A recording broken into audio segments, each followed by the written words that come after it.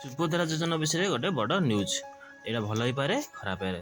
ଜୟ ଜଗନ୍ନାଥ, ଆପଣଙ୍କୁ ମୋ ୟୁଟ୍ୟୁବ୍ ଚ୍ୟାନେଲକୁ ସ୍ୱାଗତ। ଦେଖନ୍ତୁ, ଏସବୁ ଯାଞ୍ଚ ହେବ ସମସ୍ତଙ୍କୁ ମିଳିବ ସୁଭଦ୍ରା।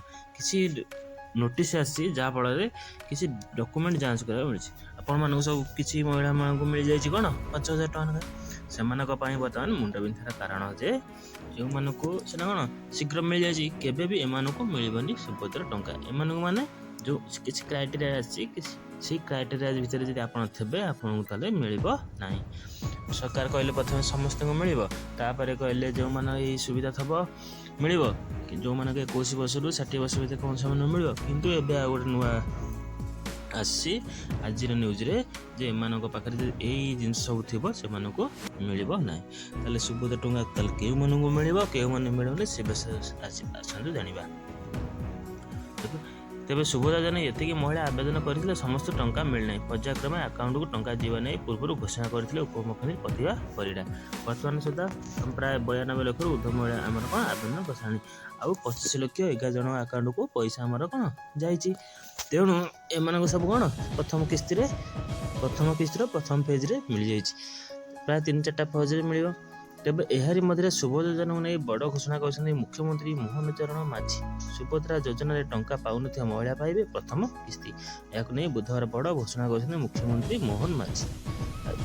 ତାହେଲେ ଆମର ମୁଖ୍ୟମନ୍ତ୍ରୀ ନିଜେ କହିଛନ୍ତି ଯେ ଯେଉଁମାନେ ପାଇନାହାନ୍ତି ଫେଜ୍ ୱାଇଜ୍ ପାଇବେ। 4ଟା ଫେଜ୍ ଦିଅ, ପ୍ରଥମ ଫେଜ୍ ପଳେଇଛି, ଦ୍ୱିତୀୟ ଫେଜ୍, ତୃତୀୟ, ଚତୁର୍ଥ, ପ୍ରାୟ 25 ଲକ୍ଷ ହେଇ କୋଟି ଉର୍ଦ୍ଧ୍ୱ ମହିଳା ମା ଭଉଣୀମାନଙ୍କୁ ମିଳିବ। ତେଣୁ ସେଥିମଧ୍ୟରେ କିଛି କ୍ରାଇଟେରିଆ ଆସିଯାଇଛି, ଯେମିତି ଏମାନେ କ'ଣ କଲେ କେଉଁ ସୁବିଧା ଥିଲେ ମିଳିବ। ମୁଖ୍ୟମନ୍ତ୍ରୀ ମୋହନ ମାଝୀ କହିଛନ୍ତି ରାଜ୍ୟରେ ଡବଲ ଇଞ୍ଜିନ୍ ସରକାର, ବିଜେପି ସରକାର, କେନ୍ଦ୍ରରେ ରାଜ୍ୟ ସରକାର, ଏ କେନ୍ଦ୍ରରେ ମୋଦି ସରକାର, ରାଜ୍ୟରେ ମୋହନ ସରକାର। ଏଇ ଡବଲ ଇଞ୍ଜିନ୍ ସରକାର ଆମକୁ କ'ଣ ବହୁତ ସାହାଯ୍ୟ କରିବ। ଯଦି ଆବେଦନକାରୀଙ୍କର ପରିବାରରେ ଜଳସେଚନ ଜମିର ପରିମାଣ 5 ଏକରରୁ ଅଧିକ ଓ ଅଣଜଳସେଚନ ଜମିର ପରିମାଣ 10 ଏକରରୁ ଅଧିକ, ଟ୍ରାକ୍ଟର, ମିନି ଟ୍ରକ୍, ଛୋଟ ବାଣିଜ୍ୟିକ ଯାନ, ଅନ୍ୟାନ୍ୟ ସାମାନ୍ୟ ହାଲୁକା ସାମଗ୍ରୀ ଯାନ ଭିତରେ 4 ଚକିଆ ଗାଡ଼ି ଥିଲେ ସେମାନଙ୍କୁ ସୁଭଦ୍ରା ଟଙ୍କା ମିଳିବ ନାହିଁ।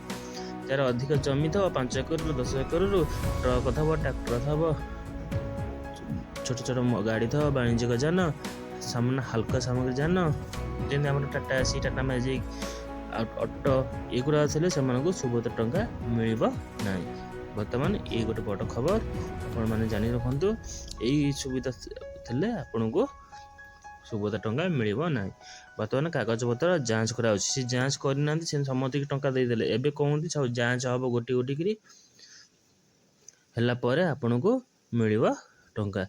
ଦେଇଛି ମିନି ଟ୍ରକ୍, ଛୋଟ ବାଣିଜ୍ୟିକ ଯାନ, ସାମାନ୍ୟ ହାଲୁକା ସାମଗ୍ରୀ ଯାନ ବ୍ୟତୀତ 4 ଚକିଆ ଗାଡ଼ି ଥିଲେ ସୁଭଦ୍ରା ଟଙ୍କା ପାଇବେ ନାହିଁ। ଆପଣ ଯେକୌଣସି 4 ଚକିଆ ଟାଟା ଏସି ହେଉ, ଟାଟା ମ୍ୟାଜିକ୍ ହେଉ, ଛୋଟ ଗାଡ଼ି, କି କାହାର ଏଇ ଗାଡ଼ି ଚଲେଇକି ତାର ଡେଲି ମଜୁରୀ ପାଉଛି, ସେ ତାର କ'ଣ ଭରଣ ପୋଷଣ କରୁଛି, କିନ୍ତୁ ଏଗୁଡ଼ାକ ବି ଆପଣ ପରିବାର ଥିଲେ ଆପଣଙ୍କୁ କ'ଣ ସୁଭଦ୍ରା ଟଙ୍କା ମିଳିବ ନାହିଁ।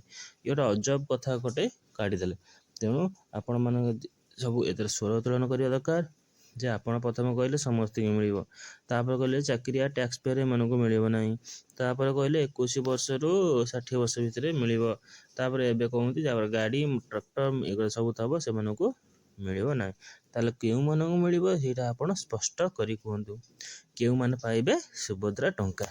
ତେଣୁ ତାହେଲେ ଏମିତି କେତେ ଲୋକ କଟିଗଲେ, ତାହେଲେ ଆଉ କାହାକୁ ଦେବ ତମେ? ଯଦି ଡିଜିଟାଲି ତାକୁ ଖର୍ଚ୍ଚ କଲେ ବୁଝନ୍ତୁ ଆଉ ସରକାର 500 କେତେ ଟଙ୍କା ଲୋକଙ୍କୁ ଠକିବାରେ ବ୍ୟସ୍ତ। ଆପଣଙ୍କୁ ବୋନସ୍ ହିସାବରେ ମିଳିବ। ପ୍ରଥମ କହିଲେ ତେଣୁ ସମସ୍ତଙ୍କୁ ମିଳିବ, ତାପରେ ଡିଜିଟାଲ କହିଲେ କିଛି କ୍ରାଇଟେରିଆ ଏକ୍ସପେଣ୍ଡିଚର ବାହାରଗଲା, କରିବା ଏବେ ପାଇଁ ନୂଆ କ୍ରାଇଟେରିଆ ସରକାର ଗଲେ, ଯାହାଫଳରେ ପ୍ରୋତ୍ସାହନ 4 ଦଉଛି, ଚକିଆ କିନ୍ତୁ ଟ୍ରାକ୍ଟର, 25 ଲକ୍ଷ ଟ୍ରକ୍ ଏଗୁଡ଼ା ସବୁ 11 ଥିବ ସେମାନଙ୍କୁ ମିଳିବ ନାହିଁ। ତାହେଲେ ଆପଣ କୁହନ୍ତୁ କେମିତି ଏହାର ସମାଧାନ ହେବ।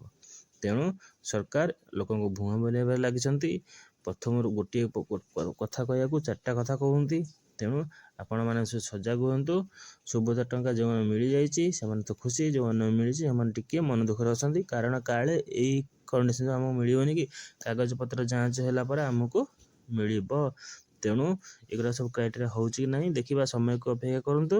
ତେଣୁ ସୁଭଦ୍ରା ଯୋଜନାରେ କୌଣସି ବି ଅସୁବିଧା ହେଲେ ଆପଣ ସରକାରଙ୍କୁ ସବୁ କୁହନ୍ତୁ।